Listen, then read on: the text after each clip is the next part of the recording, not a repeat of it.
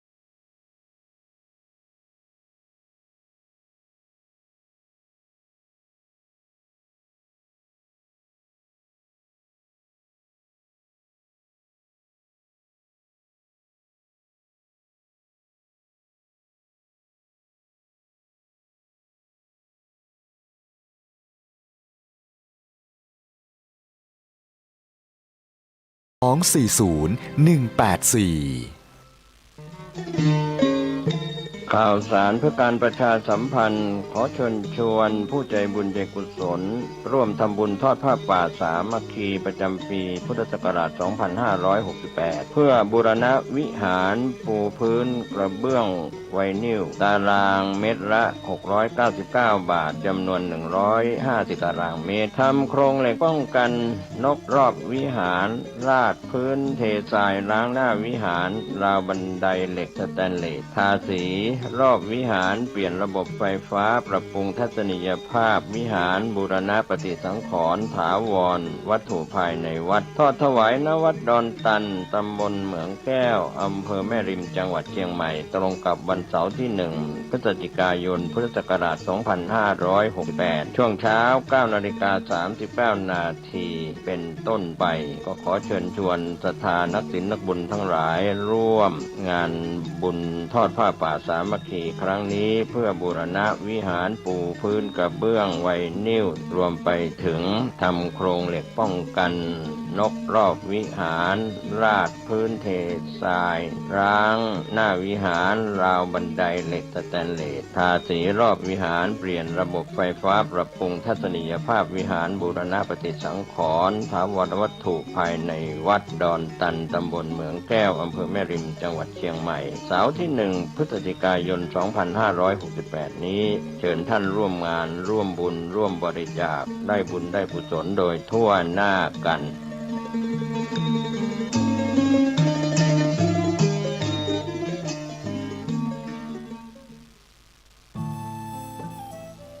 ท่านกำลังติดตามรับฟังสถานีวิทยุกระจายเสียงพระพุทธศาสนาแห่งชาติและสังคมคลื่นเพื่อการศึกษาพระพุทธศาสนาและวัฒนธรรม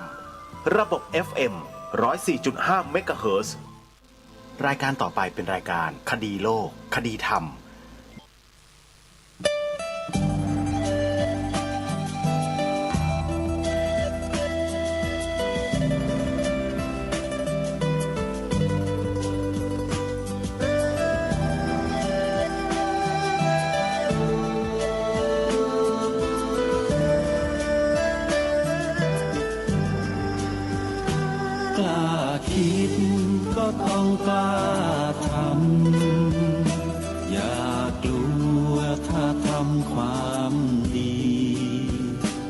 ร่งศึกษาปัญหาให้ทันท่วงที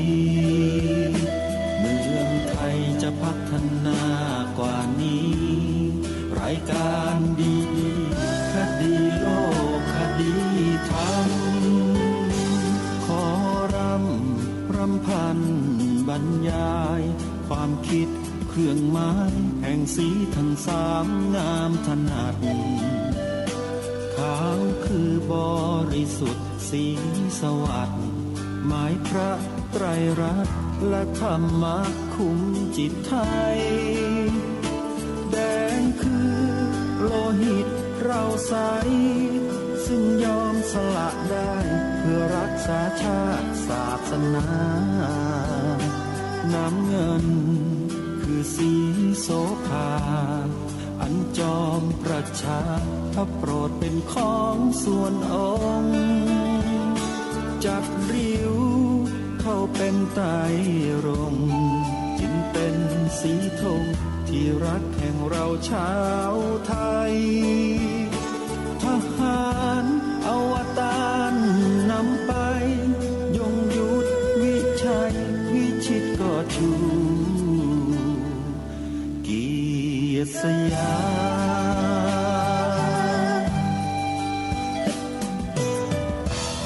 ประเทศไทยที่เจริญมั่นคงมาได้จนถึงทุกวันนี้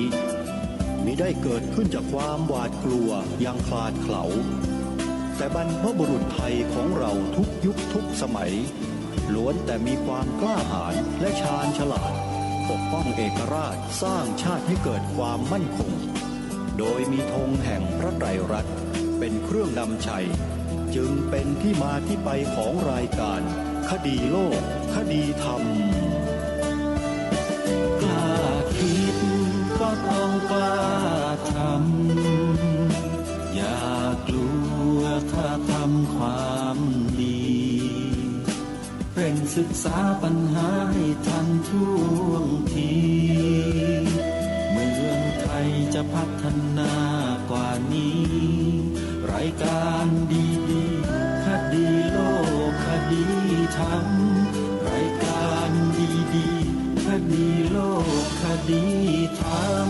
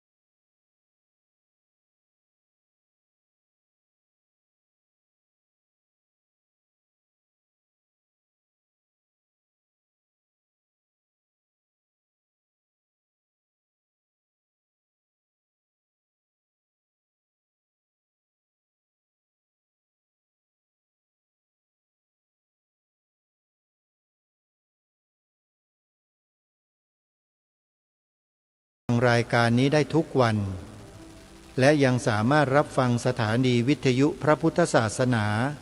ที่รวมอยู่ในแอปพลิเคชันนี้มากถึง48สถานีได้ใครก็ตามที่แนะนำให้ผู้อื่นดาวน์โหลดแอปพลิเคชันนี้ผู้นั้นได้บุญสาธุชนผู้ฟังทุกท่านในช่วงนี้ทางรายการ ได้นำบทความในหนังสือ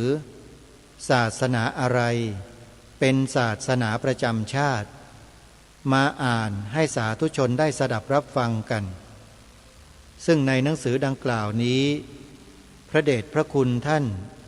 เจ้าคุณพระธรรมเมธาภรณ์พระแบบทิตยาโนผู้ที่ล่วงลับไปแล้วท่านได้ทำการรวบรวมและเรียบเรียงข้อมูลหลักฐานต่างๆเอาไว้เพื่อให้เราคนไทยในรุ่นหลังๆได้มาอ่านและมาศึกษาเรียนรู้ถึงสถานการณ์ที่เกิดขึ้นกับพระพุทธศาสนาของเราที่ผ่านมาก็ดี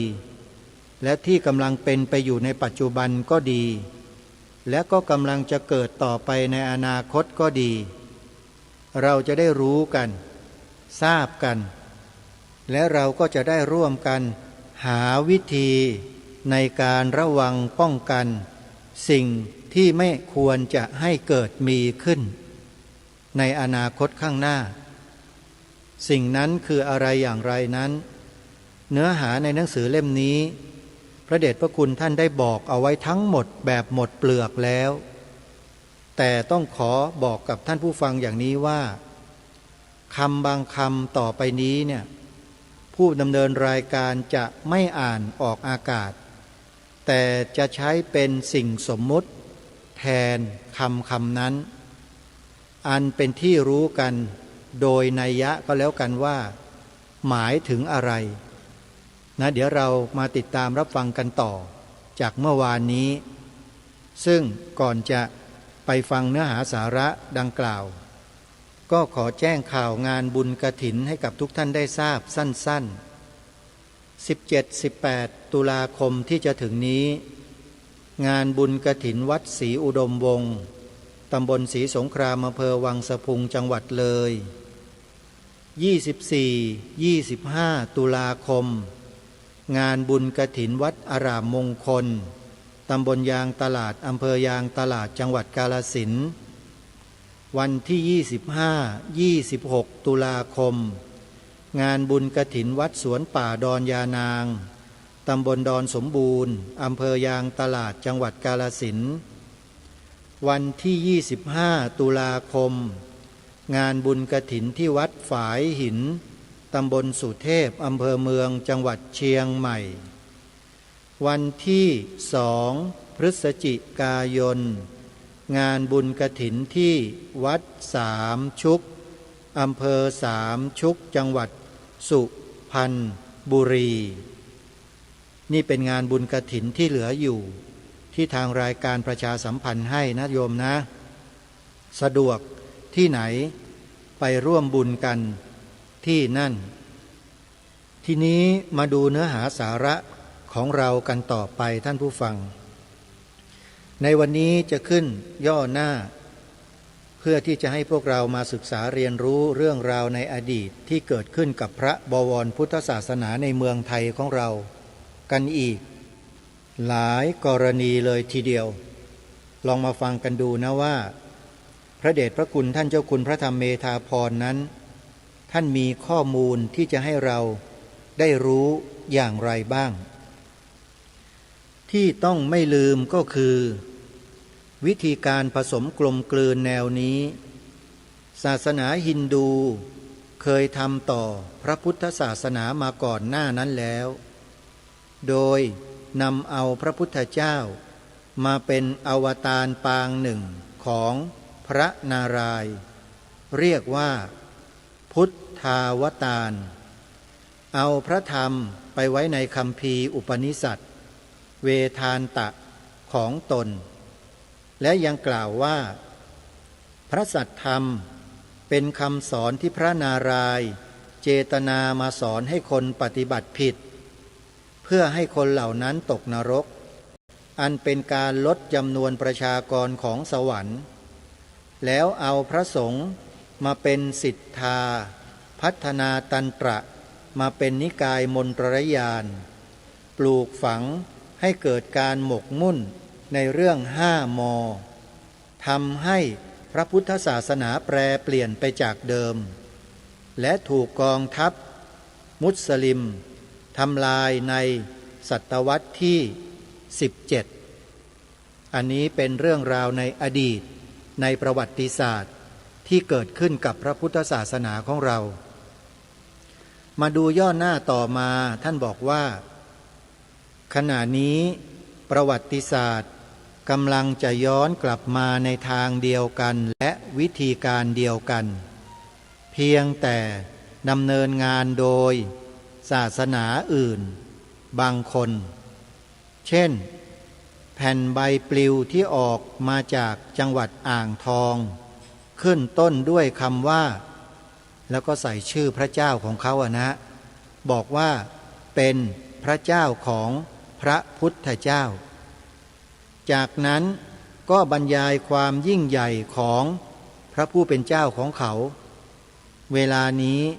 กำลังผสมกลมกลืนพระธรรมในรูปแบบต่างๆขนาด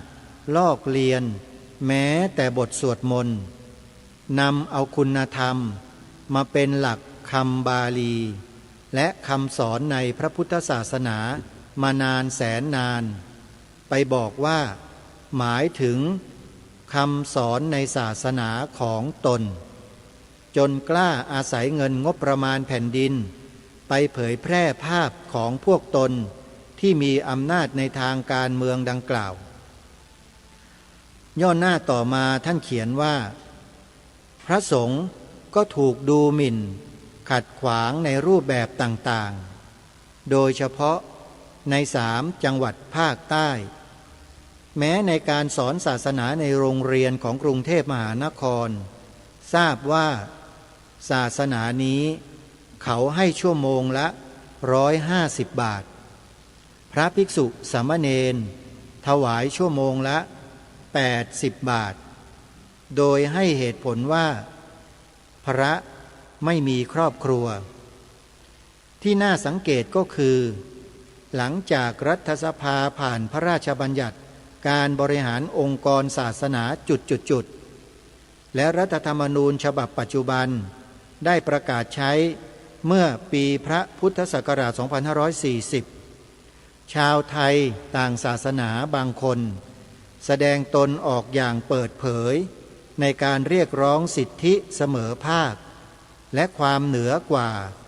โดยอาศัยอำนาจของกฎหมายเป็นหลักถ้าจะถามว่าการกระทำของคนเหล่านั้นเป็นไปตามกฎหมายหรือไม่ตอบว่า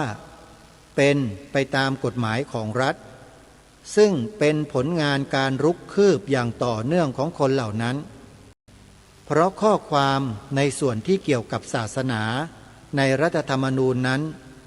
จะมาสนับสนุนพระราชบัญญัติการบริหารองค์กรศาสนาจุดที่เมื่อเรามองให้ชัดเจนแล้วจะพบว่าเขาได้เข้าไปพยายามมีส่วนร่วมในการผลักดันทุกกรณีมีท่านผู้หนึ่งเล่าให้ฟังว่าเขาเคยพูดกับเพื่อนที่เป็นศาสนาเดียวกันว่าทำไมพวกคุณเรียกร้องอะไรแล้วรัฐบาลเป็นต้องยอมให้ทุกคราวไปแต่ชาวพุทธกลับเรียกร้องอะไรไม่ค่อยจะได้กลับได้คำตอบที่ชัดเจนว่าราชการไทยกำลังตกอยู่ในโมหคติและพยาคติอย่างต่อเนื่องมานานแล้วเพราะเขาใช้คำตอบด้วยข้อความสั้นๆว่าที่เป็นเช่นนี้เพราะพวกผมเป็นศาสนานี้นะสิใช่แม้จะเป็นข้อความสั้นๆแต่ให้ความหมายชัดเจนเหลือเกินว่าเวลานี้อำนาจรัฐถูกครอบงำจากคนพวกไหนเพราะอะไรนี่ก็จบย่อหน้าหนึ่งมาขึ้นย่อหน้าใหม่ท่านเจ้าคุณบอกว่าตัวอย่างที่ชัดเจนมากๆหลายกรณีเช่นเวลานี้คนศาสนานี้แสดงตนให้เห็นว่าแปลกแยกจากคนไทยที่นับถือศาสนาอื่นด้วยการแต่งตัวท ที่พอเห็นก็รู้ว่าเขาเป็นใครห้องน้ำในสถานที่ราชการต่างๆจะต้องมีสำหรับคนศาสนานี้โดยเฉพาะสถานที่ราชการขนาดกรมกองทหาร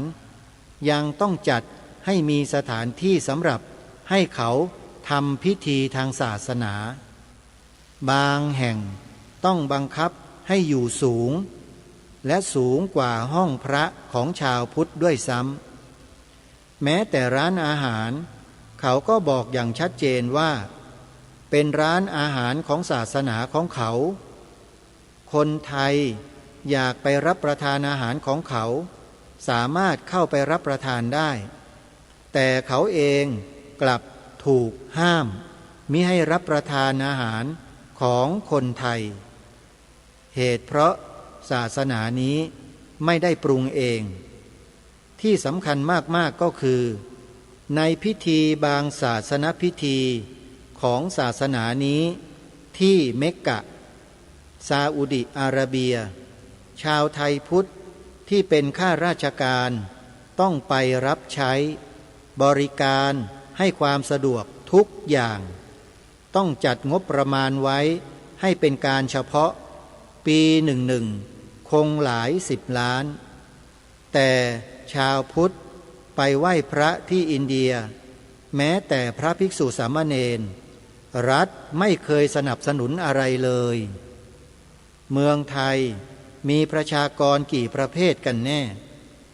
แต่เมื่อไปอ่านรัฐธรรมนูญมาตรา30ที่มีข้อความว่า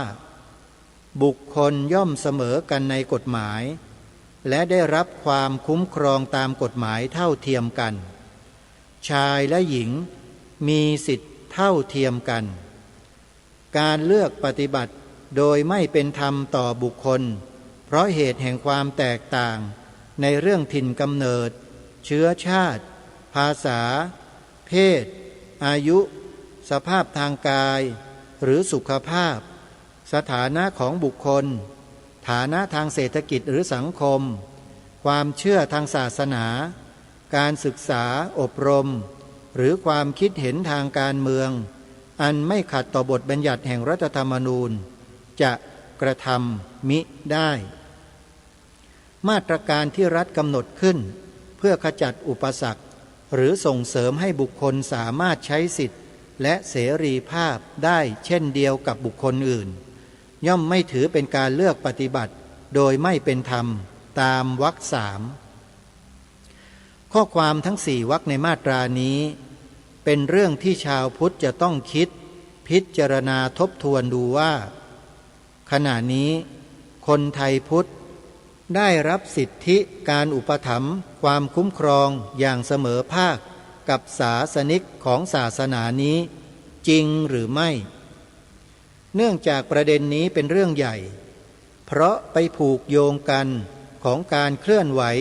ของการเมืองระหว่างประเทศรัฐธรรมนูญกฎหมายที่เขาเตรียมตัวกันมาอย่างดีที่จะต้องศึกษาวิเคราะห์สอบทานกันเป็นพิเศษแต่ที่เห็นได้อย่างชัดเจนก็คือสำนึกชาติศาสนาของคนศาสนานี้เขาเด่นมากและกล้าหาญที่จะแสดงออกมาด้วยความมั่นใจภาคภูมิใจเช่นนายบุคคลคนหนึ่งเขาเป็นใหญ่ที่ไหนไม่ว่ากระทรวงคมนาคมรัฐสภากระทรวงมหาดไทยพวกขุนพลอยพยัคฆ์ทั้งหลายที่เป็นคนไทยพุทธนี่แหละจะรีบนำเสด็จพระพุทธรูปออกจากห้องทำงานของเขาทันทีจนสามารถสร้างความฮึกเหิมให้เกิดแก่ศาสนิกบางคนที่เวลาเข้าไปในสถานที่ราชการของไทยที่เป็นห้องประชุมหากมีพระพุทธรูปอยู่แม้เขาจะเป็นเพียงผู้เข้าไปรับบริการจากสถานที่เหล่านั้นบางคราวจะมีการเรียกร้องให้ย้ายพระพุทธรูปออกไปแม้คนไทยพุทธจะมีอยู่เป็นจำนวนร้อยเขามีเพียงแค่2-3 คนก็ตามความรุนแรงในลักษณะนี้เกิดขึ้นมากเป็นพิเศษ หลังจากที่พวกตาลีบันสั่งให้ระเบิดทำลายพระพุทธรูปยืนขนาดใหญ่ที่สุดในโลกอายุร่วม 2,000 ปีที่บามิยันอัฟกานิสถานบางคนจนถึงประกาศทางวิทยุว่าทำไมปล่อยทิ้งไว้นานอย่างนั้นหากเป็นเขาทำลายเสียนานแล้วเป็นต้นนาย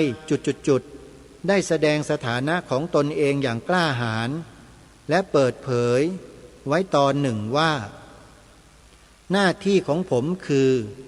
ทำให้พี่น้องมีเกียรติมีศักดิ์ศรีและแก้ปัญหาทั้งปวงให้พวกเรานี่คือวาทะของมท.1ของประเทศไทยที่มีอุดมการณ์หลักว่าบำบัดทุกข์บำรุงสุขให้แก่ประชาชนทั้งแผ่นดินแต่เขากลับมุ่งไปที่พี่น้องของเขาเท่านั้นมีกระแสข่าวว่าต่อไปเขาอาจจะได้เป็นรัฐมนตรีว่าการกระทรวงศึกษาธิการหากเขายังยึดหลักการเดิมอยู่น่าห่วงลูกหลานไทยเป็นกำลังว่าอนาคตจะเป็นอย่างไรก็ไม่ทราบได้แต่ประเด็นหลักที่จะเน้นในที่นี้ก็คือในขณะที่คนไทยมีความรู้สึกร่วมกันมาแต่อดีตการนานไกลว่าพระพุทธศาสนาเป็นศาสนาประจำชาตินั้นก่อนที่รัฐธรรมนูญฉบับนี้จะประกาศใช้ศาสนิกในศาสนาอื่นก็ยอมรับความจริงส่วนนี้แม้แต่กลุ่มศาสนิกที่เคยมีบทบาทนำคณะกรรมการศาสนสัมพันธ์แต่คนกลุ่มนี้เองพอพระราชบัญญัติบริหารองค์กรศาสนานี้มีเขาว่าจะผ่านสภากลับแสดงอาการต่อต้านขัดขวางชัดเจนมีข่าวว่าท่านผู้หนึ่งประกาศในหมู่ของพวกตนว่า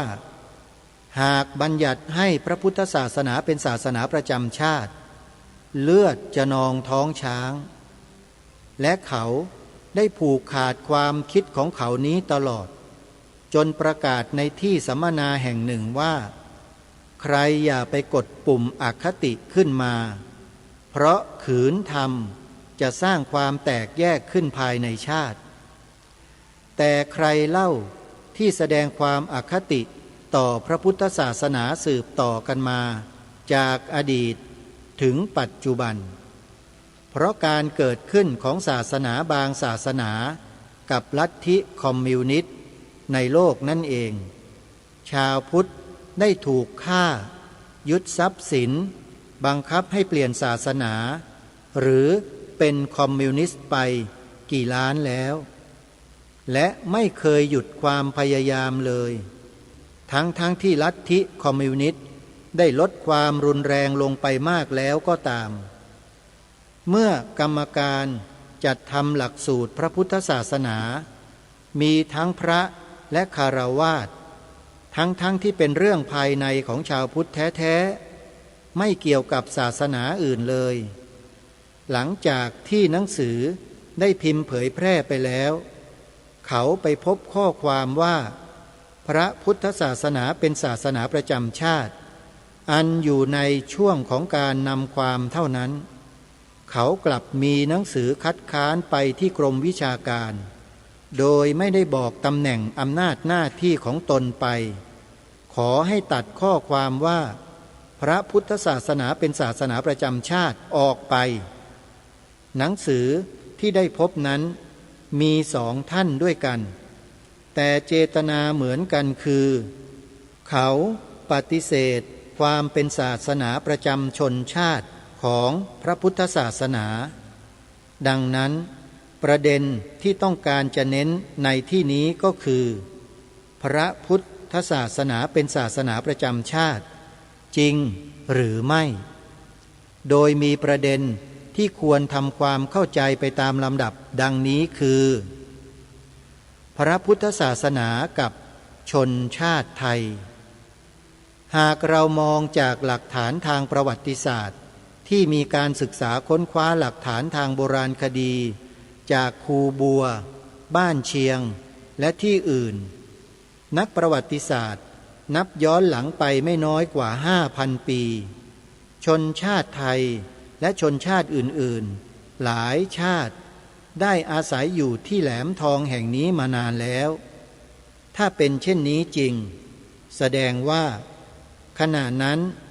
ตอนที่พระโสนเถระกับพระอุตรเถระและพวกมาเผยแผ่พระพุทธศาสนาที่สุวรรณภูมิคนไทยในยุคนั้นคงยอมรับนับถือพระพุทธศาสนากันมาแล้วในคราวนั้นจำนวนหนึ่ง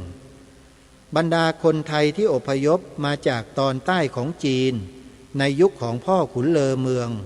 ประมาณปีพระพุทธศักราช600 กว่าปรากฏหลักฐานว่าเดิม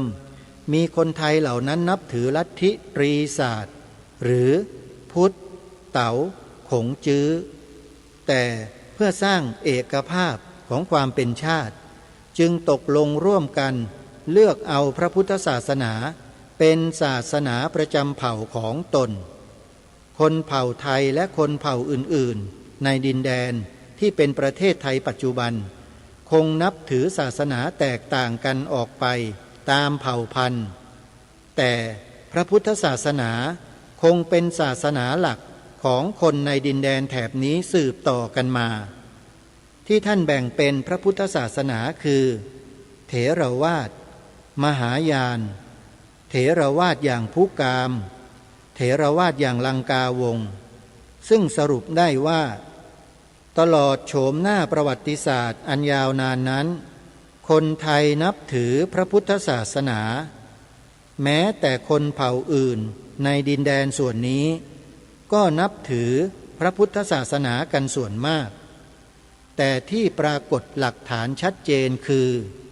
ในสมัยกรุงสุโขทัยเป็นราชธานีมีลายลักษณ์อักษรจารึกไว้ชัดเจนว่าพระพุทธศาสนาเป็นศาสนาประจำชาติของชนชาติไทยเพราะไทยเราเพิ่งมีอักษรเป็นหลักฐานสมัยพ่อขุนรามคำแหงแต่เมื่อมองจากหลักฐานทางโบราณคดีหรือแม้แต่วรรณคดีทางพระพุทธศาสนาแสดงว่าคนในดินแดนแถบนี้นับถือพระพุทธศาสนาสืบเนื่องกันมาเป็นเวลานานดังกล่าวแล้วพระพุทธศาสนาเป็นศาสนาประจำชาติเกิดขึ้นเมื่อไรจากหลักฐานที่มีการจดจารึกไว้พบว่าการสื่อข้อความที่หมายถึงการที่คนไทยมีพระพุทธศาสนาเป็นศาสนาประจำชาตินั้นใช้ข้อความในรูปอักษรแตกต่างกันแต่ในด้านเนื้อหาแล้วตรงกันกับคำว่าพระพุทธศาสนาเป็นศาสนาประจำชาติที่ปรากฏเป็นหลักฐานชัดเจนเกิดขึ้นจากพระราชดำรัสของพระบาทสมเด็จพระเจ้าอยู่หัวภูมิพลอดุลยเดชมหาราชทรงรับสั่งเมื่อวันที่ 28 ตุลาคมพระพุทธศักราช 2499 เมื่อเสด็จออกพระที่นั่งอมรินทรวินิจฉัยมีพระราชดำรัสต่อพระบรมวงศานุวงศ์ที่เข้าเฝ้าทูลละอองธุลีพระบาทและคณะทูตานุทูตซึ่งรวมอยู่ณที่นั้นดังต่อไปนี้เป็นพระราชดำรัสของพระบาทสมเด็จพระเจ้าอยู่หัวรัชกาลที่ 9นะท่านผู้ฟังข้าพเจ้ามีความยินดีที่พระบรมวงศานุวงศ์คณะองคมนตรีคณะรัฐมนตรีตลอดจนคณะทูตานุทูตต่างประเทศสมาชิกสภาผู้แทนราษฎรและบรรดาข้าราชการทั้งฝ่ายทหารและพลเรือนได้มาร่วมชุมนุมในมหาสมาคมนี้จึงขอแถลงดำริที่จะบรรพชาอุปสมบทในพระศาสนาให้ทราบโดยที่พระพุทธศาสนาเป็นศาสนาประจำชาติของเราทั้งตามความศรัทธาเชื่อมั่นของข้าพเจ้าเองก็เห็นเป็นศาสนาที่ดีศาสนาหนึ่งเนื่องในบรรดาสัจธรรมคำสั่งสอนอันชอบธรรม คำสั่งสอนอันชอบด้วยเหตุผลซึ่งเคยคิดอยู่ว่าถ้าโอกาสอำนวยข้าพเจ้าควรจักได้บวชสักเวลาหนึ่งตามราชประเพณีซึ่งจักเป็นทางสนองพระเดชพระคุณพระราชบุพการีตามคตินิยมด้วยและนับตั้งแต่ข้าพเจ้าได้ครองราชย์สืบสันตติวงศ์ต่อจากสมเด็จพระเชษฐาธิราชก็ล่วงมากว่า10 ปีแล้วเห็นว่านี่ถึงเวลาที่ควรจะทำความตั้งใจไว้นั้นแล้วประการหนึ่งต่อจากนั้นก็ได้ทรงเสด็จขึ้นทางไปสู่พระที่นั่งพุทไทยสวรรค์ปราศาสตร์ทรงโปรดเกล้าโปรดกระหม่อมให้ราษฎรเฝ้าที่หน้าพระที่นั่งได้ทรงมีพระราชดำรัสแก่ปวงประชาราษฎร์มีข้อความตอนหนึ่งว่าอันพระพุทธศาสนาซึ่งเป็นศาสนาประจำชาติของเรานี้ตามความอบรมที่ได้รับมาก็ดีตามความศรัทธาเชื่อถือของข้าพเจ้าก็ดีเห็นเป็นศาสนาที่ดีศาสนาหนึ่งมีคำสั่งสอนให้คนประพฤติตนเป็นคนดีทั้งเพียบพร้อมด้วยบรรดาสัจธรรมอันชอบด้วยเหตุผลน่าเลื่อมใสยิ่งนักเป็นต้นอันนี้เป็นพระราชดำรัสขององค์พระมหากษัตริย์รัชกาลที่9นะโยมนะแล้วพระเดชพระคุณท่านก็ได้อธิบายความต่อมาดังนี้ว่าดังนั้นเท่าที่พบเอกสารในขณะนี้คำว่าพระพุทธศาสนาเป็นศาสนาประจำชาติที่ในพระราชดำรัสทั้งสองวาระทรงใช้คำว่าพระพุทธศาสนาเป็นศาสนาประจำชาติของเราคำว่าของเราจึงเป็นการบ่งบอกถึงท่านผู้ฟังในโอกาสทั้งสองว่าเป็นพุทธศาสนิกชนในช่วงแรกทรงใช้คำว่าจึงขอแถลงดำริที่จะบรรพชาอุปสมบทในศาสนาให้ทราบอันเป็นการยืนยันว่าเมื่อพูดกันในกลุ่มของศาสนิกที่นับถือศาสนาเดียวกันบางคราวก็ไม่ต้องบ่งบอกชื่อของศาสนาแต่ย่อมเป็นความเข้าใจร่วมกันว่าในที่นี้หมายถึงการบรรพชาอุปสมบทในพระพุทธศาสนานั่นเองดังนั้นณที่นี้จึงมีประเด็นที่ควรตระหนักเป็นพิเศษว่าพระบาทสมเด็จพระเจ้าอยู่หัวนั้นทรงดำรงพระสถานะเป็นองค์รัฐาธิปัตย์ตามที่ระบุไว้ในรัฐธรรมนูญทุกฉบับและมักจะอยู่ในมาตราเดียวกันคือมาตรา 8องค์พระมหากษัตริย์ทรงดำรงอยู่ในฐานะอันเป็นที่เคารพสักการะผู้ใดจะกล่าวหาหรือฟ้องร้องพระมหากษัตริย์ในทางใดๆมิได้มาตรานี้ย่อมหมายถึงพระราชดำรัสพระบรมราชโองการพระราชดำริเป็นต้นคนไทยที่มีความเป็นไทยด้วยจิตวิญญาณจริงๆย่อมให้ความเคารพไม่มีแม้แต่ความคิดที่จะละเมิดก่อนจะพูดประเด็นต่อไปน่าจะมาทำความเข้าใจกับคำว่าชาติให้ตรงกันเสียก่อนโดยเฉพาะคำว่าชาติในความหมายที่กล่าวถึงในที่นี้พจนานุกรมราชบัณฑิตยสถานปีพระพุทธศักราช 2525 ได้ให้ความหมายไว้เป็นอันมากกรณีนี้คือในความหมายที่ท่านบ่งไว้ว่าชาติ 2. ประชาชนที่เป็นพลเมืองของประเทศกลุ่มชนที่มีความรู้สึกในเรื่องเชื้อชาติศาสนาภาษาประวัติศาสตร์ความเป็นมา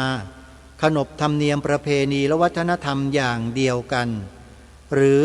อยู่ในปกครองรัฐบาลอันเดียวกันการยืนยันว่าพระพุทธศาสนาเป็นศาสนาประจำชาติไทยนั้นพระมหากษัตริย์หลายพระองค์ในอดีต ได้รับสั่งไว้เป็นหลักเป็นฐานด้วยภาษาที่ต่างกันแต่เหมือนกันโดยเนื้อหาซึ่งจะได้นำไปศึกษาพิจารณา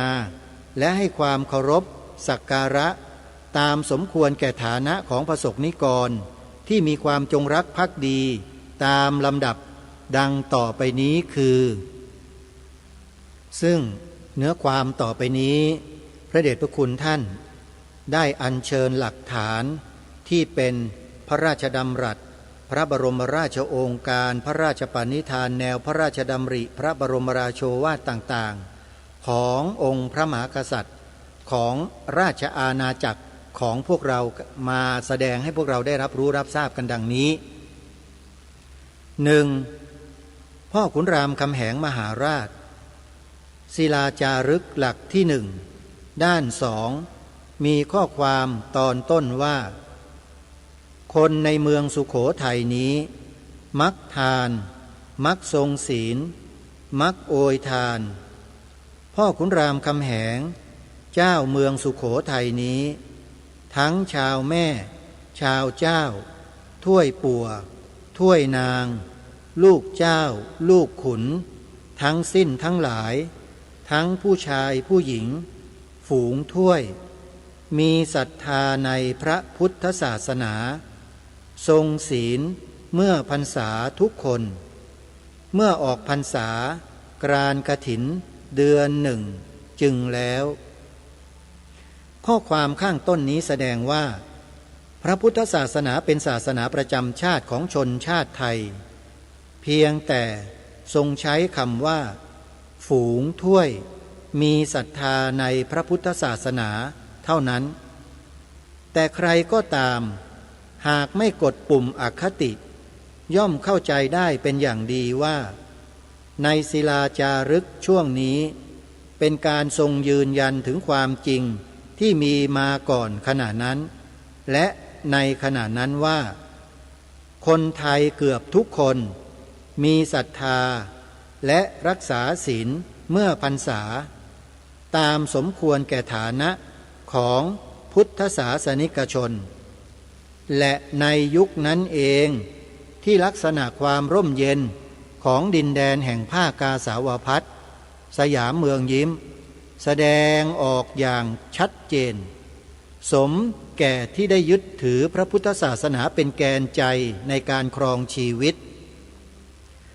ในรัชสมัยของพ่อขุนรามคำแหงมหาราชนั้นประเทศไทยมีอาณาเขตในทิศต่างๆเป็นอย่างไรจากหลักฐานทางประวัติศาสตร์ท่านบอกว่าทิศเหนือได้ดินแดนเมืองหลวงพระบางเวียงจันทร์ทิศตะวันออกได้ดินแดนขอมทางฝั่งขวาของแม่น้ำโขงทิศใต้ได้ดินแดนตลอดแหลมมาลายูทิศตะวันตกได้ดินแดนมอญและพม่าจรดน้ำอิระวดีแสดงให้เห็นอะไรแสดงว่าจังหวัดปัตตานีในปัจจุบันหรือ4จังหวัดภาคใต้เป็นของไทยมาแต่ปีพระพุทธศักราช 1822 แล้ว 2. พระบาทสมเด็จพระนเรศวรมหาราชได้พบพระบรมสัตยาธิฐานพระองค์ก่อนที่จะทรงกระทำสงครามยุทธหัตถีกับพระมหาอุปราชามีข้อความตอนหนึ่งว่าให้บังเกิดมาในประยูรมหาเสวตฉัตรจะให้บำรุงพระบวรพุทธศาสนาฉะไหนจึงมิช่วยให้สว่างแลเห็นข้าศึกเล่าพอตกพระโอษฐ์ลงพระพายก็พัดควันอันเป็นหมอกมืดนั้นสว่างไปทอดพระเนตรเห็นช้างเสวตฉัตร16 ช้างมีช้างดั้งช้างกันยืนอยู่เป็นอันมากพระบรมสัตยาธิฐานนี้ก็เป็นการยืนยันถึงสถานะของพระพุทธศาสนาว่าเป็นศาสนาประจำชาติไทยจนผู้ที่นับถือสามารถขออานุภาพให้ช่วยเหลือในกรณีที่เกิดปัญหาบางอย่างได้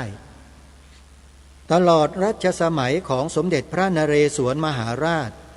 ประวัติศาสตร์บอกให้ทราบถึงการทรงทำนุบำรุงพระพุทธศาสนาของพระองค์เป็นอันมากในรัชสมัยของสมเด็จพระนเรศวรมหาราชแผนที่ประเทศไทยในทิศต่างๆเป็นอย่างไรบ้างท่านบอกไว้ว่าทิศเหนือได้ดินแดนลานนาไทยทิศตะวันออกได้ดินแดนลาวเขมรทิศใต้จรดเมืองตานีทิศตะวันตกได้ดินแดนมอญและพม่าตลอดถึงเมืองหงสาวดีในยุคนี้แสดงว่าอีก3 ทิศขยายออกไปมากขึ้น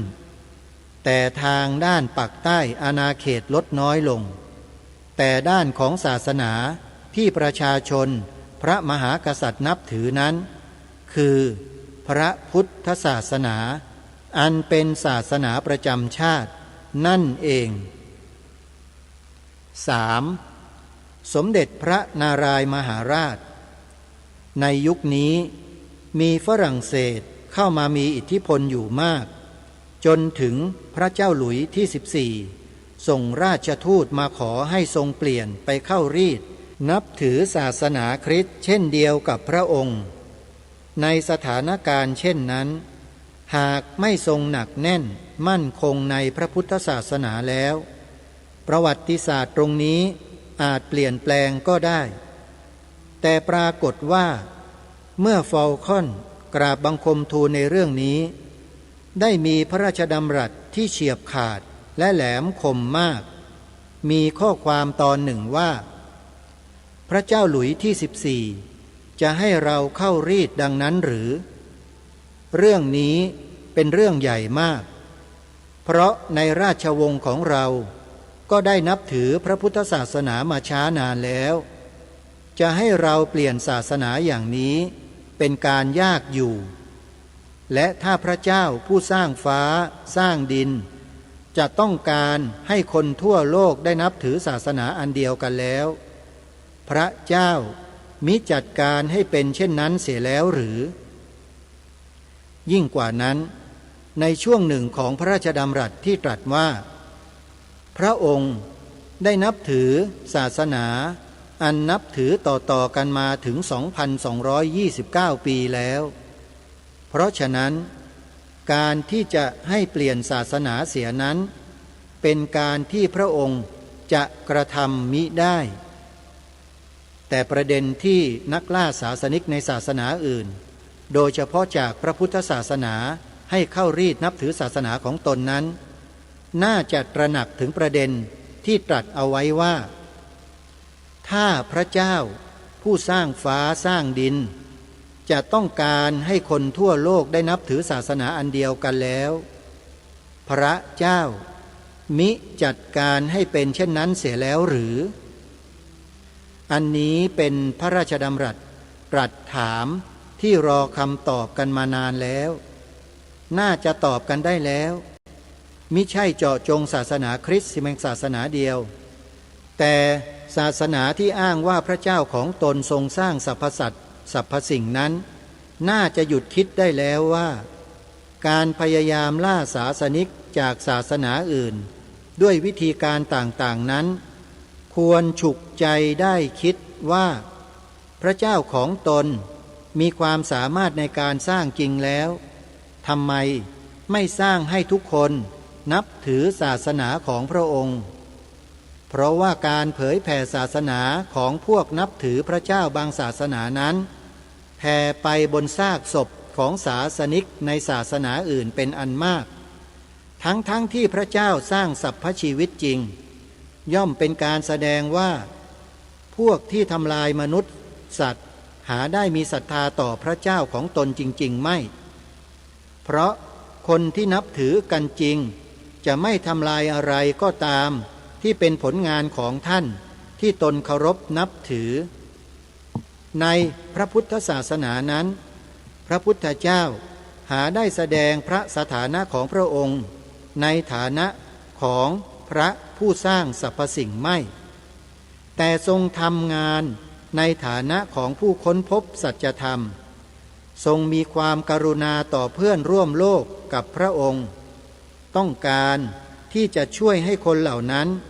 พ้นจากอำนาจของกิเลสและความทุกข์อย่างที่พระองค์ทรงเข้าถึงหรืออย่างน้อยก็ลดหลั่นกันลงมาการเผยแผ่พระพุทธศาสนาจึงเป็นภารกิจในการอนุเคราะห์โลกในฐานะที่ทรงเป็นหนึ่งในประชาคมโลกเท่านั้นท่านสาธุชนผู้ฟังทุกท่านคงจะอ่านให้ท่านผู้ฟังได้สดับรับฟังได้แต่เพียงเท่านี้นะโยมนะเพราะว่า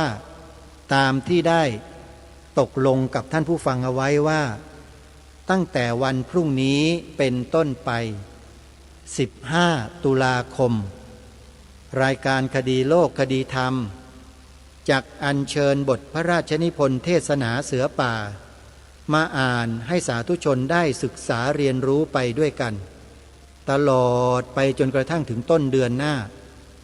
เพราะฉะนั้นขอให้พวกเรานั้นตั้งอกตั้งใจสดับรับฟังพระราชนิพนธ์เทศนาเสือป่าขององค์พระบาทสมเด็จพระมงกุฎเกล้าเจ้าอยู่หัวรัชกาลที่6ไปพร้อมๆกันนะโยมนะเพื่อให้เรานั้นได้เกิดสำนึกในบุญคุณของพระพุทธศาสนาของชาติบรรพชนบรรพบุรุษของชาติของเราที่สู้ปกป้องรักษาสืบสารต่อยอดพระพุทธศาสนาให้เป็นศาสนาประจำชาติมาจนถึงพวกเราทุกวันนี้แต่ภารกิจของเรายังไม่แล้วเสร็จเราต้องช่วยกันผลักดันให้รัฐธรรมนูญแห่งราชอาณาจักรไทยของเรานี้บัญญัติรับรองไว้ให้ถูกต้องด้วยจึงจะชื่อว่าเราได้ทำหน้าที่สืบสารรักษาต่อยอดพระพุทธศาสนามาจากบรรพชนของเราได้สำเร็จตราบใดที่พระพุทธศาสนายังไม่ได้ถูกบัญญัติไว้ในกฎหมายรัฐธรรมนูญขอบอกทุกท่านว่าเป็นอันตรายอย่างยิ่งวันนี้เวลาของรายการหมดแล้วท่านผู้ฟังพบกับรายการได้ใหม่ในวันพรุ่งนี้ขอความสุขความสวัสดีในธรรมแห่งองค์สมเด็จพระบรมศาสดาสัมมาสัมพุทธเจ้าจงปรากฏเกิดมีขึ้นในจิตใจของท่านผู้ฟังทุกท่านทุก